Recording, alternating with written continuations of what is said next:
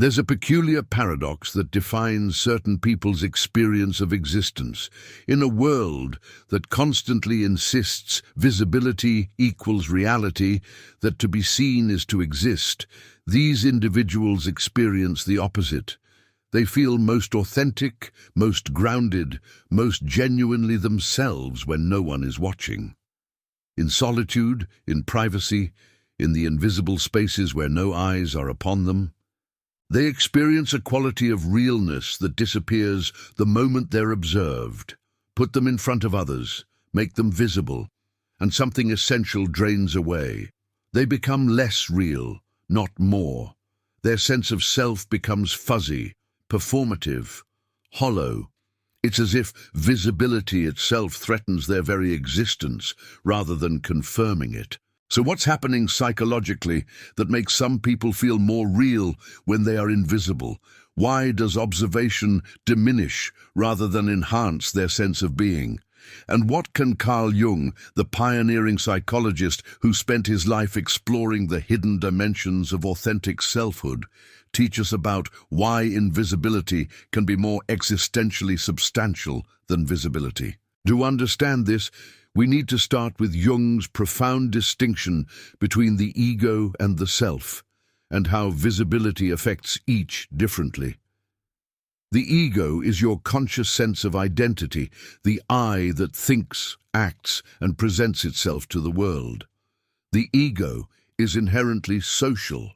It exists largely in relationship to others, defined by how you're perceived, what roles you play, what recognition you receive. For the ego, visibility is nourishing. Being seen confirms the ego's existence, validates its social position, provides the external feedback it needs to feel real. But the self, in Jung's framework, is something far deeper. The self is the totality of your being, conscious and unconscious, the organizing center of your entire psyche. The self exists independent of others' perceptions.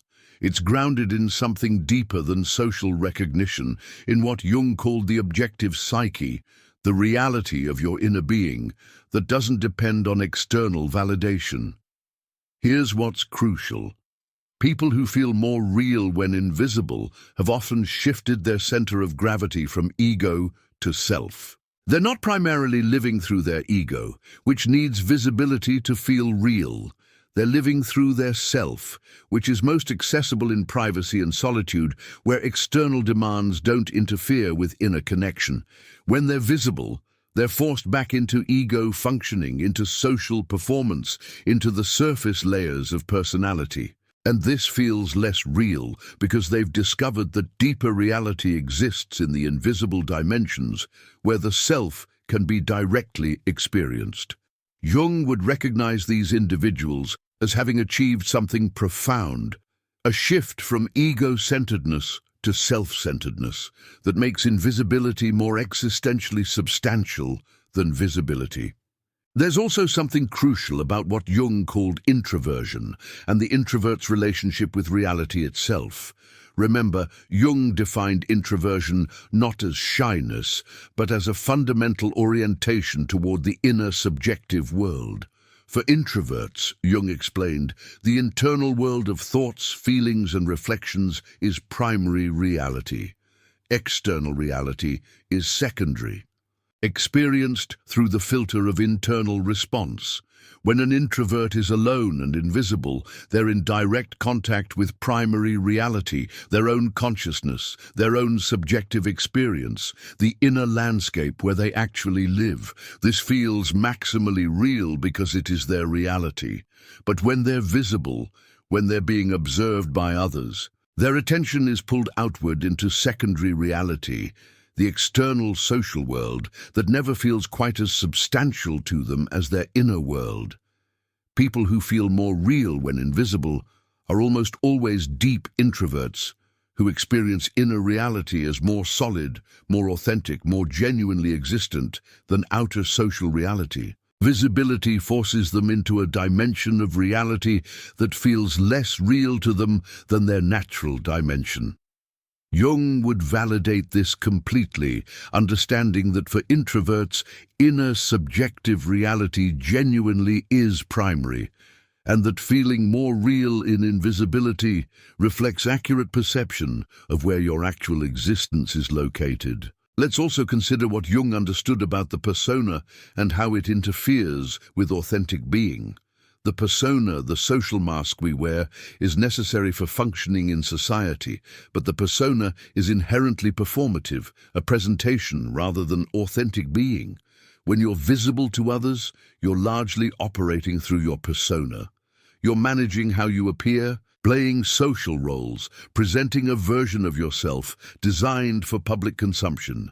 This persona functioning creates distance from your authentic self. You're not being yourself. You're being your presentation of yourself. People who feel more real when invisible often have acute consciousness of this persona-authenticity gap. When they're visible, they feel the falseness of persona performance. They're aware they're not really being themselves, but rather playing a role. This feels hollow, unreal, disconnected from genuine being. But when they're invisible, the persona isn't needed. They can drop the mask and simply be, without performance, without presentation, without the exhausting work of managing others' perceptions. This maskless being feels intensely real because it is real, direct contact with your actual self, rather than mediated contact through a performed version. Jung would understand this preference for invisibility as preference for authenticity over performance, for being over appearing, for real selfhood over social presentation. There's also something profound about what Jung called psychological energy and the different ways it manifests.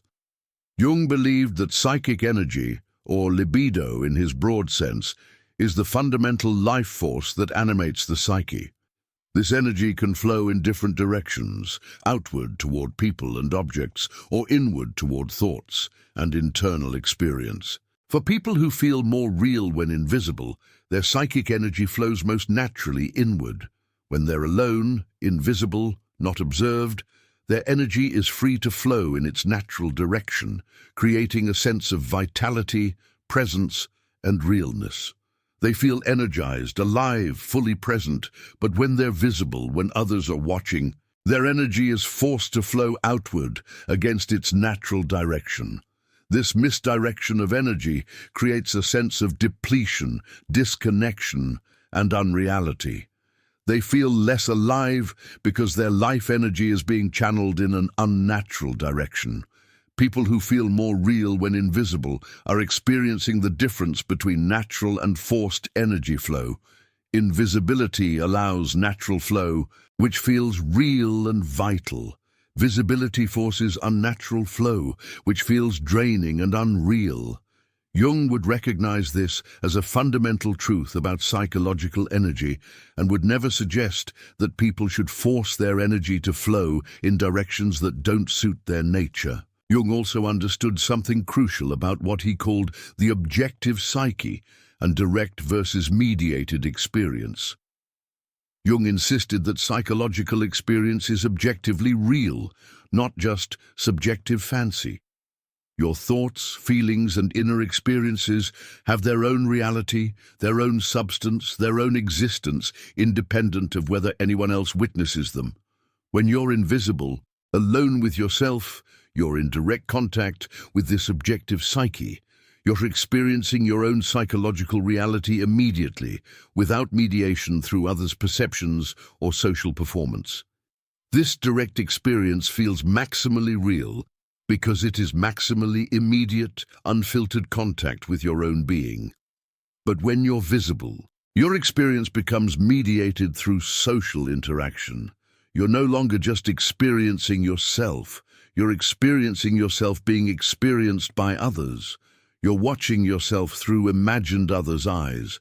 This mediation creates distance from direct experience, making everything feel less immediate, less real, less authentic. People who feel more real when invisible have recognized the difference between direct and mediated experience, and they've discovered that direct experience accessed in solitude feels more existentially substantial than socially mediated experience. Jung would celebrate this recognition as psychological sophistication, understanding that direct contact with your own psychic reality is indeed more real than the reflected, mediated versions that social visibility creates. There's also something significant about what Jung called projection and how it distorts reality when you're visible. Jung discovered that people constantly project their own unconscious material onto others. When you're visible, you become a screen for others' projections. They look at you and see not who you actually are, but their own psychological content reflected back. This means that when you're visible, you're constantly being misperceived, constantly being seen as something you're not, constantly being reduced to others' projections, rather than recognized as who you actually are. For people sensitive to this dynamic, visibility creates profound unreality. How can you feel real when everyone seeing you is actually seeing their own projections rather than your actual being? You're invisible even when visible, hidden behind others' projections. People who feel more real when invisible have often become conscious of projection dynamics and realize that visibility doesn't mean being truly seen. In fact, visibility often means being most thoroughly unseen, most completely obscured by others' unconscious material. They feel more real when invisible because, at least in invisibility, they're not being constantly misperceived. They can exist as they actually are, rather than as others' projections. Jung would validate this understanding as accurate perception of how projection works and why visibility doesn't guarantee genuine recognition. Let's also consider what Jung understood about self-consciousness and how observation disrupts natural being. Jung recognized that being watched changes your experience of yourself. You become split, simultaneously the person having experiences and the person observing yourself having experiences from the imagined perspective of others. This self-consciousness disrupts the natural flow of being, creating artificial performative experience rather than spontaneous authentic experience. When you're invisible, alone, unwatched, you can simply be without this splitting of consciousness. You're not watching yourself, you're just living, experiencing directly without the mediating layer of self-observation. This unself-conscious being feels intensely real because consciousness is unified rather than split. People who feel more real when invisible often have this quality of being unself-conscious in solitude while becoming painfully self-conscious when visible. The contrast is stark. In invisibility, they experience unified consciousness and natural being. In visibility, they experience split consciousness and performative unreality. Jung would understand this as the difference between natural, unobserved being and the artificial state that observation creates, and he'd recognize that for some people, unobserved being is simply more real, more natural, more aligned with how their consciousness actually works. There's also something profound about what Jung called individuation and how visibility can interfere with it. Individuation is the process of becoming your unique, authentic self. But this process requires freedom from collective pressure, from others' expectations, from the constant influence of social opinion. When you're invisible, you're free from these collective pressures. You can explore who you are without worrying about others' judgments. You can discover your own values, your own interests, your own truth without the distorting influence of social feedback. But when you're visible, collective pressure returns. You're constantly aware of others' expectations, their judgments, their reactions. This collective influence makes it difficult to know what's authentically yours versus what you've absorbed from others. People who feel more real when invisible are often those for whom individuation requires distance from collective influence. They need invisibility to discover and maintain contact with their authentic individual nature, separate from what the collective wants them to be. Visibility threatens this individuation by reintroducing collective pressure that obscures authentic selfhood. Jung would recognize their need for invisibility as legitimate support for the individuation process, not as avoidance, but as necessary separation from collective influence. Jung also understood something about what he called the compensatory function of the unconscious, and how invisibility might be compensating for forced visibility. Jung observed that the psyche naturally compensates for one-sided conscious attitudes. If you've been forced into too much visibility in your life, perhaps through demanding parents, public roles, or social expectations, your psyche will eventually compensate by creating a powerful need for invisibility. People who feel more real when invisible are sometimes experiencing this compensation. They've been too visible, too exposed, too much on display, and their psyche is compensating by making invisibility feel essential, real, necessary.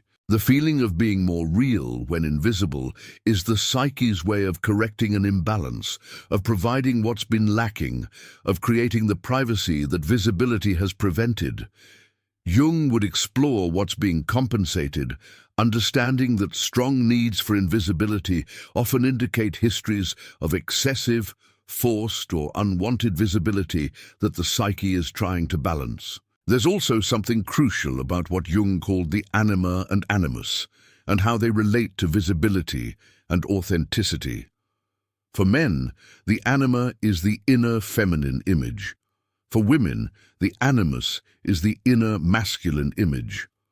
Jung believed that authentic being requires good relationship with these inner figures, but that relationship is often disrupted by social performance. When you're visible and performing socially, you're often cut off from your anima or animus, from these deeper inner figures that carry soul and authenticity. Your attention is directed outward towards social demands, and the connection with your inner depths is severed. People who feel more real when invisible often have rich relationships with their anima or animus that are only accessible in solitude. When they're alone, invisible, they can engage with these inner figures, accessing the depth and authenticity they carry. This engagement feels intensely real because these archetypal figures are sources of genuine selfhood beyond social persona. But when they're visible, performing socially, the connection is lost. They're cut off from the anima or animus, and without that connection, they feel hollow, false, unreal. Jung would recognize that for people with strong anima or animus connections, invisibility is necessary for accessing the sources of authentic being that social visibility disrupts. Let's also consider what Jung understood about the relationship between thinking and being, and how visibility interferes with certain kinds of thought. Jung recognized that some people are primarily thinkers for whom thinking is their way of being most fully alive. Deep, sustained thinking requires conditions that visibility disrupts. You need solitude, freedom from interruption, no one watching or making demands. When you're invisible alone, your mind is free to follow thoughts wherever they lead, to engage in the deep, contemplative work that feels like your most authentic activity. This thinking feels real because it is real. It's your actual engagement with reality, your way of making sense of existence. People who feel more real when invisible are often serious thinkers for whom thought is their primary mode of being. In invisibility, they can think freely, deeply, authentically, and this thinking feels more real than social interaction ever does. But when they're visible, thinking is interrupted. They're pulled out of their natural contemplative state into surface-level social interaction that doesn't engage their actual capacities. This feels profoundly unreal because they're not doing what they're meant to do, not operating from their strength, not being who they actually are. Jung would understand that for thinking types, invisibility allows authentic being through thought, while visibility forces them into inauthentic social performance that doesn't utilize their actual nature. There's also something significant about what Jung called the numinous, and how it's only accessible in privacy. The numinous refers to experiences of the sacred, the transcendent, the deeply meaningful that exceed ordinary consciousness. Jung believed these experiences are essential for psychological and spiritual health, but they require specific conditions: solitude, quiet, openness, and freedom from social demands.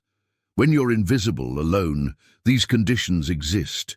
You can have genuine numinous experiences, encounters with what Jung called the self, or with archetypal realities that carry profound meaning. These experiences feel maximally real because they connect you to something larger than your personal ego, something objective and substantial.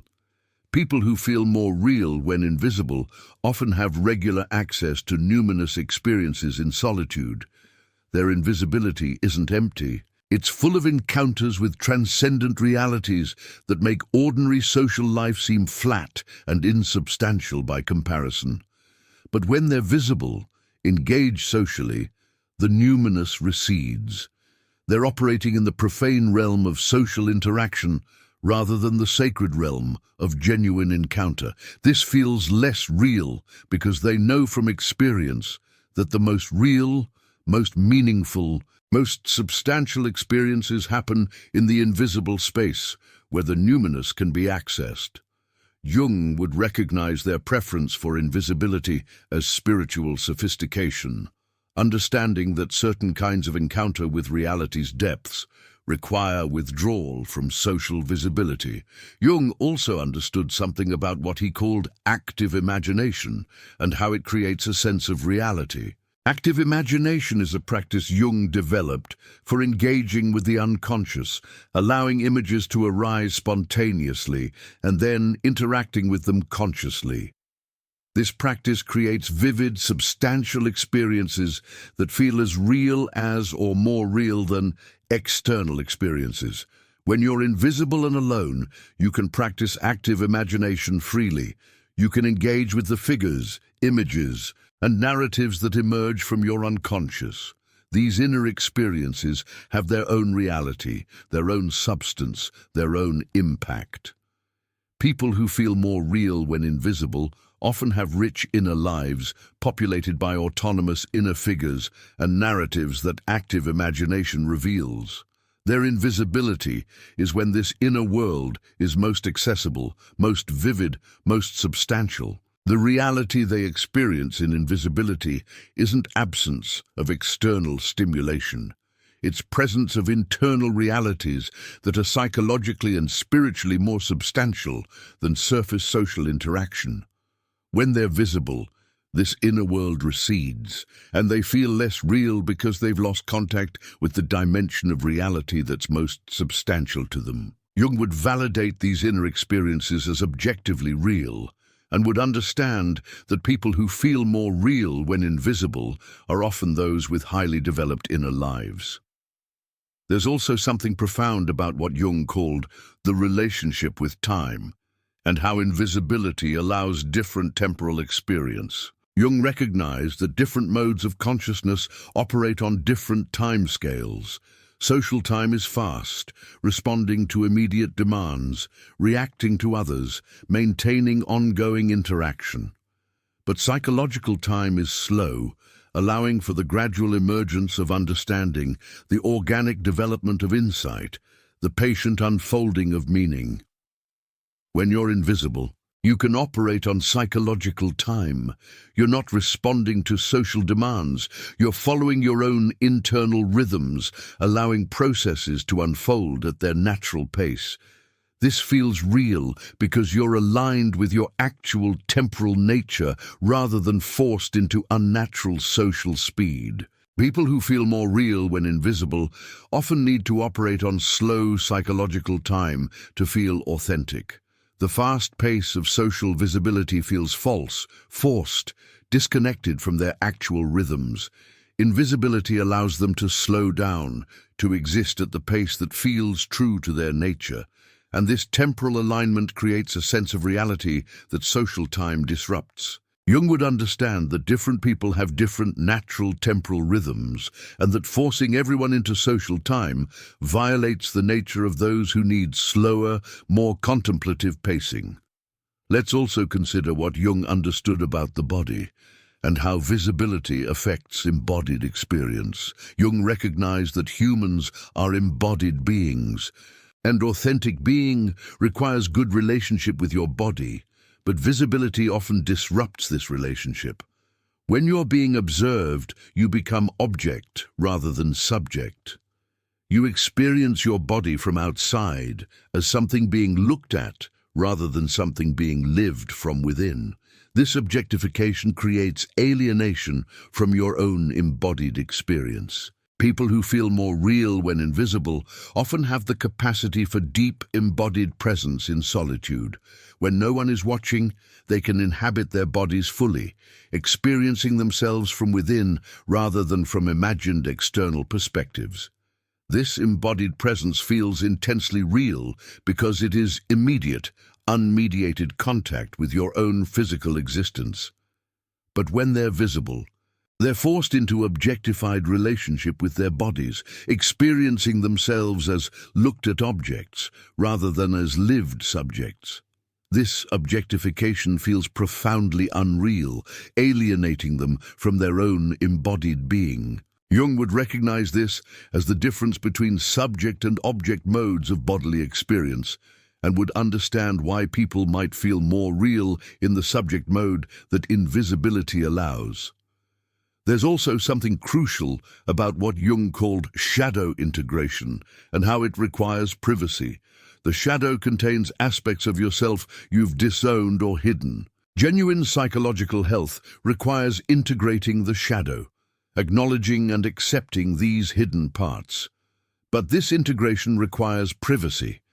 You can't integrate shadow material while performing for others, because social performance requires maintaining the split between acceptable light and unacceptable shadow. When you're invisible, alone, you can drop the performance and acknowledge your whole self, including shadow material. You can be angry, sexual, selfish, petty, all the qualities that social presentation requires hiding.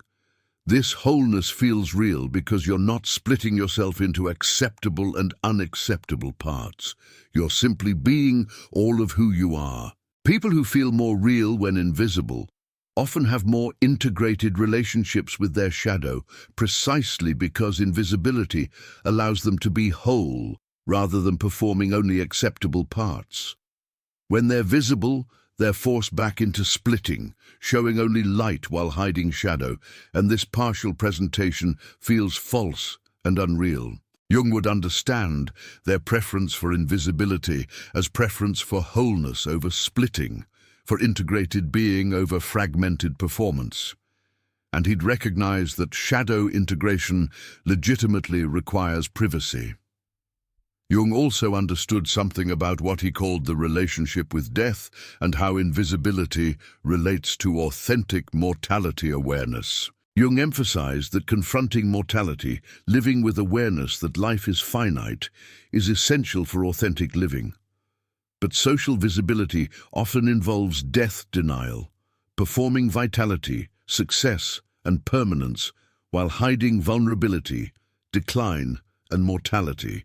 When you're invisible, alone with yourself, you can confront mortality directly. You can acknowledge your finitude, your vulnerability, your eventual death, without needing to maintain social performances of invulnerability. This mortality awareness, while sometimes uncomfortable, creates profound authenticity and realness. People who feel more real when invisible often have this capacity to confront mortality in solitude. Their invisibility is where they can be honest about being finite, vulnerable, mortal beings, rather than performing the immortality fantasies that social visibility often requires. This honest relationship with mortality makes invisibility feel more real because you're not denying fundamental truths about existence. When they're visible, they're often forced back into death denial, into performances that hide vulnerability, and this denial feels false and unreal. Jung would recognize their preference for invisibility as preference for authentic mortality awareness over socially required death denial. There's also something significant about what Jung called the religious function and how different people satisfy it. Jung believed that humans have an innate need for connection with meaning, transcendence, or the sacred. For some people, this religious function is satisfied through communal worship and shared religious practice, but for others, it requires solitary contemplation and private spiritual experience. People who feel more real when invisible often have this solitary religious orientation. Their encounters with the sacred, with meaning, with what matters ultimately, happen in privacy. Their invisibility is their church, their temple, their sacred space where genuine religious experience occurs. These private spiritual experiences feel maximally real because they connect to what Jung called the self, the deep center that touches something larger than personal ego. When they're visible, engaged in social activities, they're cut off from this religious dimension, operating in the profane realm rather than the sacred. This feels less real because they know from experience that the most meaningful, most substantial, most significant experiences happen in the invisible sacred space. Jung would honor this solitary religious orientation as equally valid as communal religious practice, understanding that for some people, genuine encounter with the sacred requires withdrawal from visibility. Let's also consider what Jung understood about what he called psychological types and the thinking-intuitive combination. Jung identified 4 primary functions: thinking, feeling, sensation, and intuition. People whose dominant functions are thinking and intuition, particularly introverted thinking and intuition, live primarily in abstract conceptual realms that have little to do with external social reality. When these types are invisible and alone, they're free to operate in their natural element, exploring ideas, perceiving patterns, following intuitions, thinking abstractly. This feels intensely real because they're engaging reality in the mode that's natural to them. But when they're visible, they're forced into sensation and feeling functions that aren't their strengths, focusing on concrete external details and managing social relationships. This feels unreal because they're not operating from their actual capacities. People who feel more real when invisible are often these thinking intuitive types for whom abstract internal reality is more substantial than concrete external reality. Jung would recognize this as typological truth, understanding that for certain types, internal abstract reality genuinely is more real than external concrete reality, and that feeling more real when invisible reflects accurate perception of where their consciousness naturally lives. There's also something profound about what Jung called the conjunctio, the union of opposites, and how it might relate to visibility, invisibility. Jung believed that wholeness requires uniting opposites rather than choosing one side. The ultimate resolution might not be choosing either visibility or invisibility, but finding a conjunctio that integrates both. This might mean being visible in some contexts, while maintaining essential invisibility in others. It might mean developing enough inner strength that you can be visible without losing your sense of reality. It might mean finding ways to be visible that don't force you into persona performance or disconnect you from your depths. People who feel more real when invisible are being called to find their own unique integration of visibility and invisibility, not to force themselves to feel real when visible, which might be impossible for their type, but to find contexts and ways of being visible that don't destroy the reality they experience in invisibility. Jung would support this individual solution-finding rather than prescribing universal answers. Finally, there's something to be said about what Jung called vocation or calling, and how invisibility might be essential to certain callings. Jung believed that each person has a unique purpose, work that only they can do. For some people, that work requires visibility, public engagement, social influence. But for others, the calling requires invisibility, solitary work that can only happen away from public view. People who feel more real when invisible might be living their actual vocation, which is not public performance but private work that requires withdrawal. Perhaps they're called to think deeply, to create in solitude, to explore consciousness, to engage with the sacred in private. Their feeling of being more real when invisible is their psyche's way of keeping them aligned with their actual calling, rather than being pulled into socially valued but personally wrong activities. Jung would honor this calling to invisible work as equally valuable as visible public work, understanding that both are necessary and that forcing everyone toward visibility violates those whose actual purpose requires privacy. In the end, people who feel more real when they are invisible aren't experiencing pathology, avoidance, or failure to engage with reality. They're experiencing a profound psychological truth about where their actual being is located. For these individuals, reality doesn't require witnesses. It exists in the invisible dimensions of inner experience, contemplative thought, spiritual encounter, authentic embodiment, shadow integration, and genuine engagement with the self.